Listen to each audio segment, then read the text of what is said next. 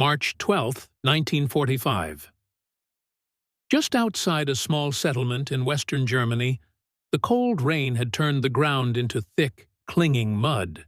The war was almost over, yet for the men in Lieutenant William Carr's tank, it felt far from it. Carr peered through his field binoculars. Smoke drifted across the fields from smoldering homesteads. The air reeked of wet soil, diesel, and something sharper: gunpowder. Ahead, across a shallow rise, a group of civilians moved slowly, awkwardly. Through the open meadow, mostly women and children, some clutching hands, others hobbling. A toddler tumbled face first into the mud, and a woman rushed to lift him. Carr frowned. Behind the group, nearly invisible to an untrained eye, a glint of motion caught his attention. He adjusted the focus. His stomach sank.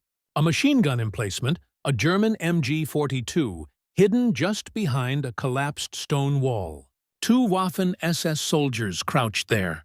One, no older than 20, steadied the barrel, aimed directly at the backs of the civilians. Another shoved an elderly woman forward. Carr's radio crackled. "Bravo 4, hold fire. I repeat, do not fire." Could be civilians. Await confirmation. Carr lowered the binoculars, heart hammering. He had his orders, but also his eyes. He saw the truth. These people weren't fleeing the Germans. They were being driven, used as shields. And when the Americans got close, that machine gun would open fire, and everyone, soldiers and villagers alike, would perish. He didn't speak. He simply reached for the intercom.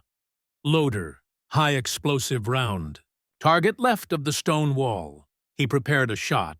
His hands trembled, but not from fear. This wasn't a decision born of anger. It was made in quiet, in clarity. He was about to defy orders, and in doing so, he was going to save an entire village. Who is Carr? A man who placed conscience above commands. Before he ever climbed into a tank, before he ever touched a headset or issued a directive, William Carr was a farm boy from Kansas. He grew up in a small town where everyone knew one another, where fields stretched for miles, and sunsets burned orange behind the silos. His father had fought in the First World War. His mother worked at the local post office.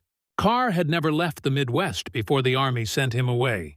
When the Japanese bombed Pearl Harbor in December 1941, he was 19.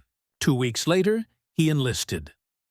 By 21, Carr was training at Fort Knox, Kentucky, learning to operate and command the M4 Sherman tank. He was a natural leader, calm, meticulous, respected by his men, not flashy, just dependable. Instructors described him as disciplined to the bone. He followed regulations, studied every manual, practiced every drill until it became second nature. While other trainees joked during downtime, Carr cleaned the tank treads or double-checked fuel lines. Orders were sacred. In wartime, structure meant survival. You obeyed. You followed the chain of command. You didn't improvise, and you certainly didn't question a direct order. He was not a rebel. Yet that was exactly what he would one day become. By 1945, Carr was a first lieutenant with Bravo Company, 2nd Armored Division, Hell on Wheels. He had fought through France, crossed Belgium, and pushed deep into the German Rhineland. He had watched men die from hesitation, poor choices, and unclear instructions. So when the order came near Kallstadt, hold fire, he understood why. Command wanted to prevent another civilian massacre. Carr comprehended the reason behind the directive. He even respected it. But this time, he saw something no headquarters officer could. That observation forced him to choose between the chain of command he had always followed and the lives of strangers he might save. And William Carr, the rule follower, the loyal officer, the man who always saluted without question, was about to defy everything he believed in. Because in war, some moments outweigh orders. By spring 1945, the European conflict was in its final act. Allied forces had advanced deep into Western Germany, and the once mighty Wehrmacht was crumbling. But as victory approached, the battlefield became more perilous and unpredictable. Enemies didn't always wear uniforms. German soldiers, especially the fanatical Waffen-SS units, sometimes disguised themselves as civilians. Occasionally, they forced women and children to act as human shields. In these last weeks, desperation replaced strategy. For soldiers on the ground, it was nearly impossible to distinguish friend from foe. U.S. command recognized this. In many villages, civilians waved white flags as American tanks approached, or so it appeared. But sometimes the flags were traps. Men died entering what seemed like peaceful surrenders. 1 week before Carr's incident, another armored unit entered what looked like an abandoned German hamlet. A child approached the lead tank, waving a cloth. Moments later, a grenade detonated inside the hatch. The child had been coerced. The response was immediate. Civilians were still protected under international law, but U.S. commanders issued stricter directives. No shooting unless verified. Hold fire unless the target was clearly hostile. The official term over the radio was Rules of Engagement Updated, but the real meaning was, in doubt, wait. Command could not risk more casualties or another international incident. By this stage, the U.S. Army had developed a kind of battlefield wisdom. Firepower wins battles, mistakes lose wars. Orders were strict. Hold fire. Not a suggestion. Not negotiable. Policy. In theory, it made sense. War is chaos, and procedure is the only way to manage it. Follow orders. Trust the plan. If every soldier acted on instinct, the system would collapse. For officers at headquarters, sitting behind maps and radios, the logic was sound. But for men like Carr, at the very tip of the spear, it looked different. Carr wasn't scanning a map. He was watching a real village with real people, close enough to notice expressions, body language, and fear. He could hear tones in their voices, even if he didn't understand the language.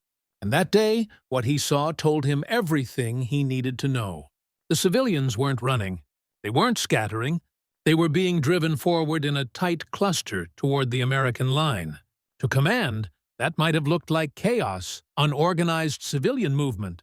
But to Carr, it looked rehearsed, coordinated, manipulated. Then he saw the machine gun team hidden, positioned to fire into their own people the moment the Americans hesitated. That moment changed everything.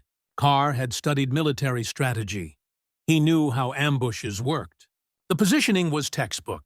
The machine gun wasn't set to defend. It was set to cover a retreat, or worse, to massacre. If he followed his order, if he held his fire, those civilians would die. They would be shot in the back by their own countrymen. And after that, the machine gun would open fire on his men, too. It would not be a delay. It would be a bloodbath. Carr had seen it before, in France, in Belgium. He had watched entire squads get cut down in seconds because someone hesitated. Now it was happening again. And this time, he had the power to stop it. But doing so meant violating a direct command. It meant risking a court-martial, a demotion, even prison. The radio had been clear. Hold your fire. And yet from where he stood, holding fire was not caution. It was surrender. It was complicity. Carr faced the impossible. To shoot could mean punishment, but to wait could mean death. In that moment, all the manuals, all the drills, all the salutes, none of it mattered. What mattered was a mother clutching her child, a soldier loading a machine gun, and a tank commander who suddenly had to decide whether obedience was worth 60 innocent lives. The day Carr had to decide to fire, or not to fire. March 12, 1945. The rain had not stopped. The village of Kallstadt sat in a shallow valley between two Rygiel lines. The trees were stripped bare by winter, and the ground was soaked in weeks of melted snow and shattered buildings. Lieutenant William Carr sat in the command seat of his Sherman tank, listening to the gentle thump of raindrops on steel. He had been ordered to hold position outside the village until infantry caught up. His crew was tense but calm. They had done this before. They knew the drill. Carr adjusted his binoculars and scanned the ridge. Movement. A group of people, perhaps 24 in number, appeared along the tree-line, mostly women and children. Some carried white cloths tied to sticks. Others walked empty-handed, eyes wide and hollow. They moved toward the American lines, toward Carr's tank. It looked at first like a surrender, but something was wrong. The group didn't fan out. They stayed in a tight formation. Too tight, almost as if they were being hurted. Carr zoomed in, and then he saw it. At the rear of the group, partially hidden behind a wall of burned timber, were 2 German soldiers in WWII uniforms. One of them was holding an MG-42 machine gun. The other had his rifle slung and was waving his arm, urging the civilians forward. Carr's blood froze. This wasn't a surrender. It was a setup. The SS were using the villagers as human shields. If the Americans held fire, they could escape. If the Americans advanced, the SS could open fire into the confusion and retreat under cover of chaos. Worst of all, Carr realized the civilians were disposable.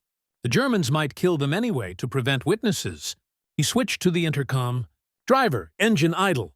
Gunner, eyes left. "Stone wall behind the tree-line." Then the radio crackled. "Bravo 4. Do not engage. Repeat. Do not engage. Possible civilians. Wait for recon to confirm.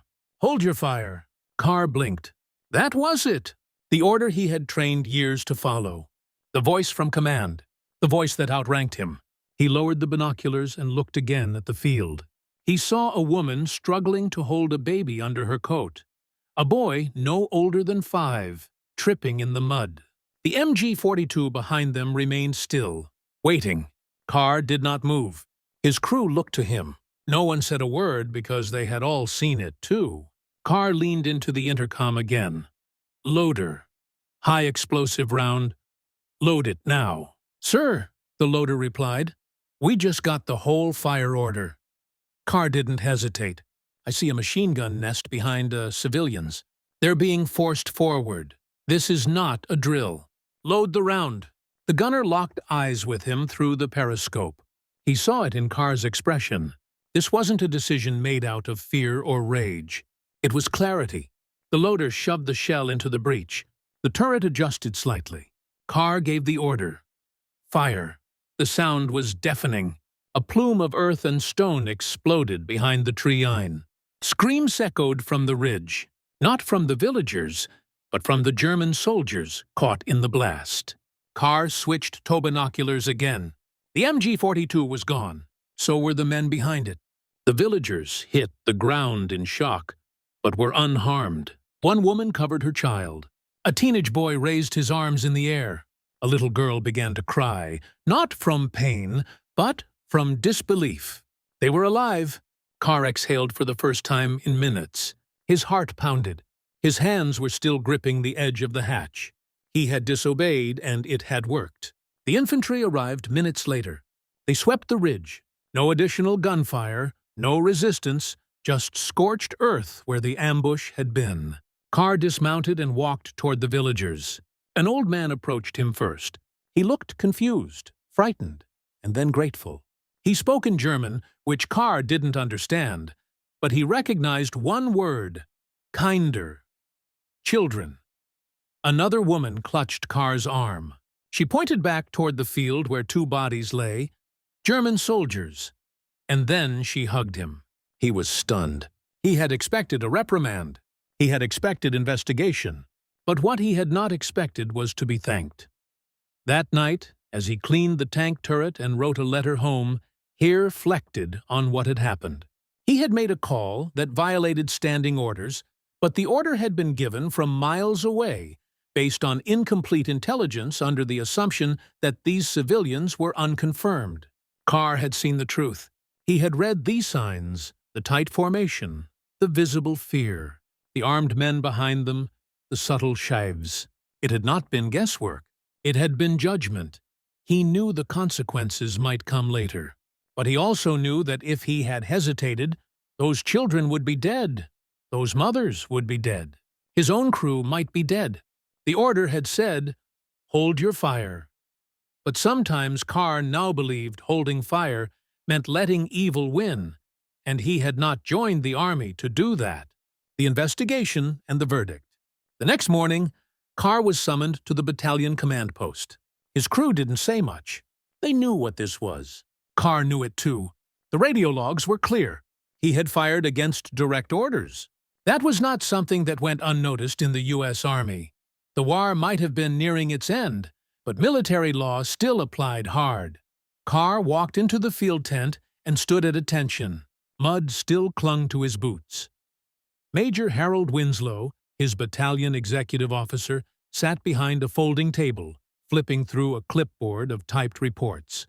"Lieutenant Carr, you received a ceasefire order at 1,400 hours yesterday. Can you explain why your tank discharged one high-explosive round at an unverified target?" Carr didn't flinch. "Yes, sir. I saw a German MG-42 machine gun team behind a group of civilians. I made a judgment call to protect the lives of those civilians and my crew." The major raised an eyebrow. "A judgment call. Lieutenant, are you aware of how many civilians have been killed by faulty judgment in this sector?" Carr nodded. "Yes, sir. I've seen the aftermath. That's why I fired." "Because I've also seen what happens when we hesitate." There was a long pause. The sound of rain on the tent canvas filled the silence. Major Winslow sighed and leaned back. "We'll need to verify your account. There will be a full inquiry. You may be relieved of command pending outcome. Dismissed for now." Carr saluted and left the tent. He didn't argue. He didn't beg. He had made peace with his decision. But outside the command post, something unexpected was happening. A group of civilians from Kolstadt had come to the American lines. They were holding signs made from scrap wood and torn fabric. One of them read in shaky English, "Tank Man, save us." Among them was the woman who had clutched his arm the day before, and the boy with the muddy coat, Hans. They asked to speak to someone in charge. An interpreter was called. Their message was simple. "The man in the tank saved our lives. He saw what others could not. He shot only at soldiers, not at us. If he had waited, we would be dead."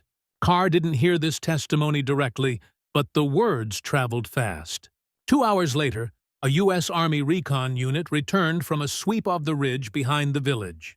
They confirmed the presence of a machine gun nest, 2 dead Waffen-SS soldiers, and signs of a prepared ambush, extra ammo belts, camouflage netting, and drag marks in the mud leading away.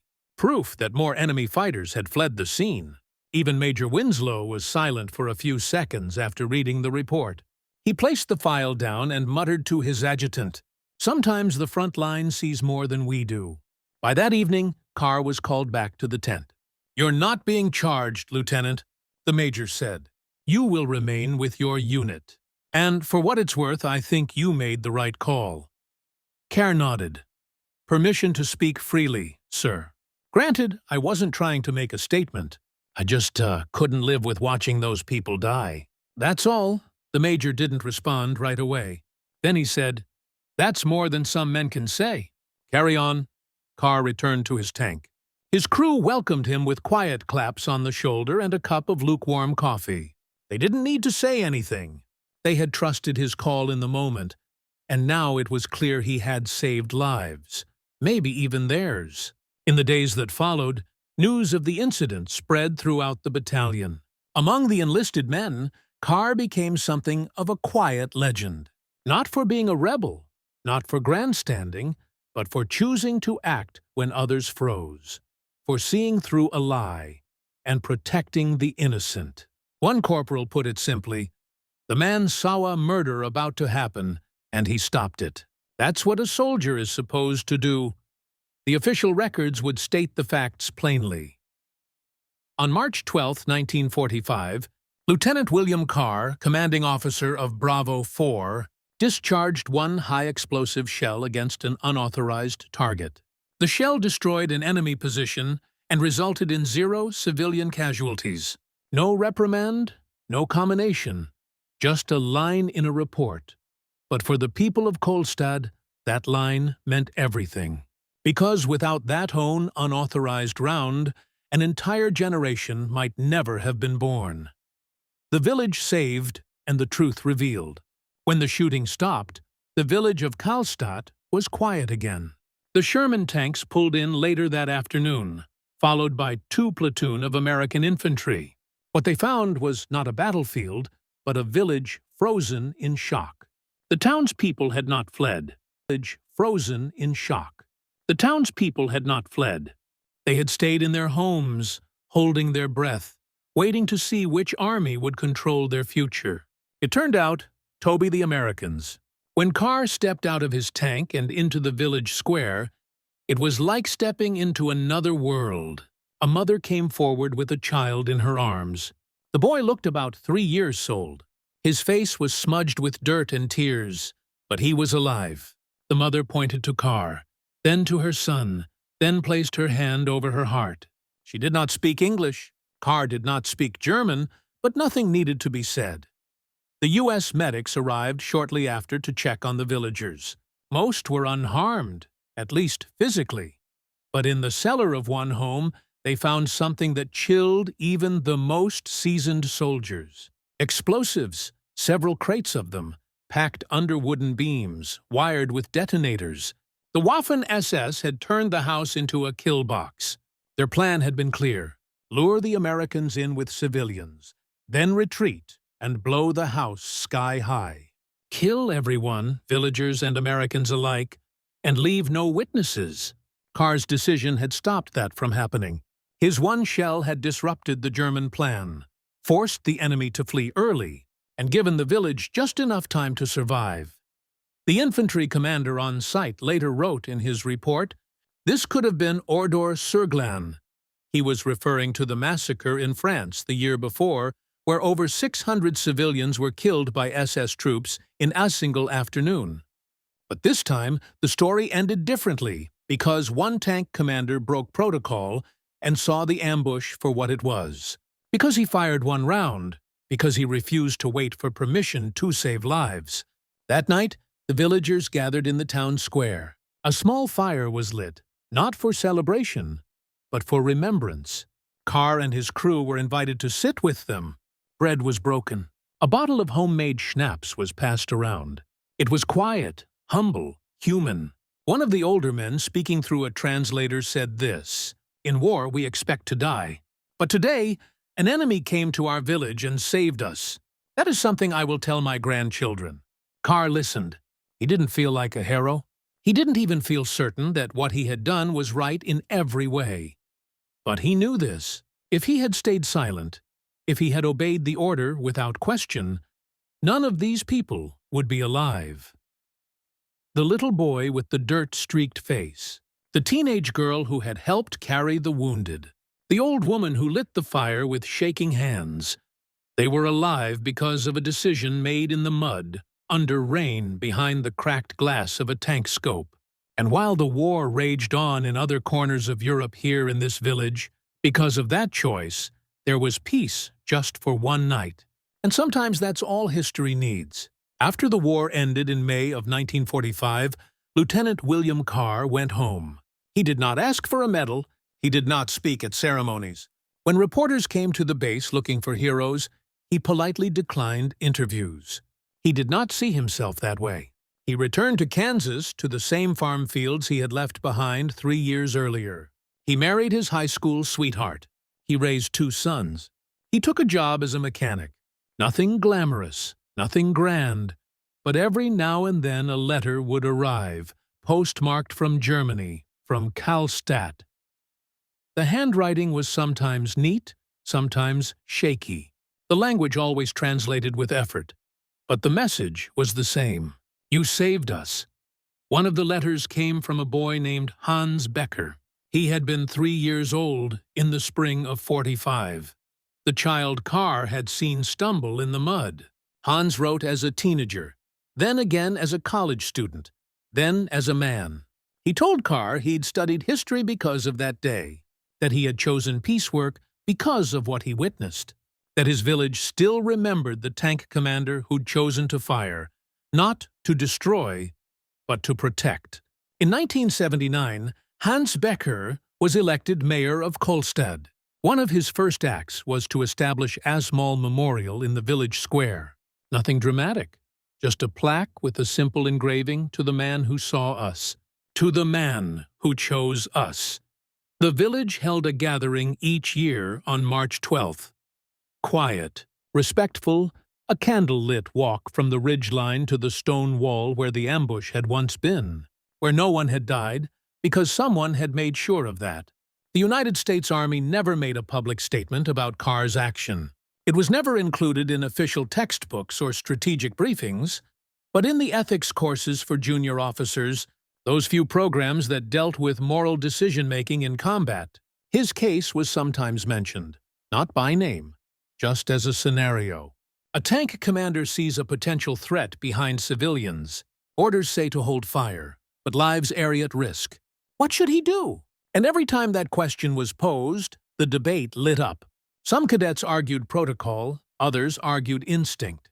But the instructors often closed with this simple line: someone once chose to fire, and that village still exists today.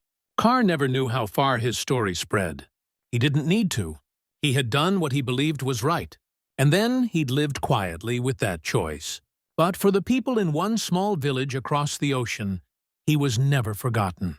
And for one boy who had grown into a man who had become a leader, a father, and a voice for peace, it was not just a memory. It was the moment his life had been given back. The final letter. What Carr told his wife about that day, March the 12th, 1945. That night, after the ambush was stopped and the village secured, Lieutenant William Carr sat inside his tank, hunched over a small notepad, writing by flashlight. It was not a field report. It was not a confession. It was a letter to his wife. He did not send it right away. In fact, it would be weeks before it made it across the ocean. But that letter, simple, sincere, and penned in pencil on Army stationery, revealed more about that day than any official after-action report ever could. He began with the mundane. He asked about the weather back home, about how the chickens were faring. He hoped the boys hadn't caused any trouble, and he said he missed her baking more than anything else. Then his tone shifted. He wrote, "Today I defied orders, not the kind that earns a fine, not the kind you can laugh off. I went against a direct command from headquarters. I was instructed to hold fire, to wait, but I saw a machine gun concealed behind a crowd of villagers. I saw children being pushed forward like expendable objects. I saw soldiers hiding behind women clutching infants, and I knew what was about to unfold." He paused, unsure how to describe it, then tried again. "If I had hesitated, if I had followed the rules to the letter, those people would be dead right now. 60, maybe more, including children no older than ours. So I fired once, and that was enough. They survived. I understand I might face consequences. They haven't told me yet. Maybe they never will. I'm writing this not out of fear and not out of regret. I feel none. I only want you to understand what it was like to realize that doing nothing would have been far worse than doing something forbidden. I wasn't trying to be courageous. I wasn't trying to make a statement. I just couldn't sit there and watch it happen, not when I had the chance to prevent it." He concluded the letter with a line that would echo in Gstaad for decades. "I'd rather be judged for breaking a rule than live with myself for obeying one that let innocent people die." Carr folded the page and placed it in an envelope. On the front, he simply wrote, "For when I come home." He did come home. The letter reached his wife 2 months later. She read it once, then again, before tucking it into a wooden box that remained untouched for the rest of her life. Years later, after Carr passed away peacefully in his sleep, one of his grandchildren discovered the letter and read it aloud at a school Veterans Day assembly. Not because William Carr was famous, not because he had earned medals, but because his story held something many war stories lack: a choice, a voice, and the reminder that in every war there are moments where the right action is not the loudest one, but the quiet, unwavering voice that says, "Not this time. Not today." History rarely commemorates silence. We remember the generals, the declarations, the victories printed in headlines. But the moments that matter most often occur in the space between orders, when one person is left alone with a decision no one else can make. William Carr never sought recognition. He didn't build a legacy or pursue accolades. What he did was quieter than heroism. It was harder than obedience. He observed closely. He trusted his own eyes over the static of a radio. He read the situation not as a soldier scanning for targets, but as a human being discerning fear, coercion, and danger in faces that reminded him of home. And then he acted. No medals, no monuments, just lives that continued because one man refused to look away. The people of Gstaad didn't survive because someone followed the rules. They survived because someone refused to be blind. That is what makes Carr's story more than a tale of war. It's a story of humanity.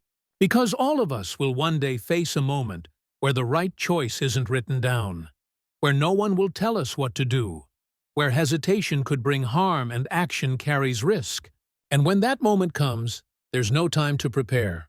We must simply decide what struck you most about this story. Was it the risk he took, or the silence of everyone else? Leave a comment below. Tell us how you might have acted, and share this story if it reminded you that doing the right thing doesn't always mean following orders. Sometimes history turns not on commands, but on conscience.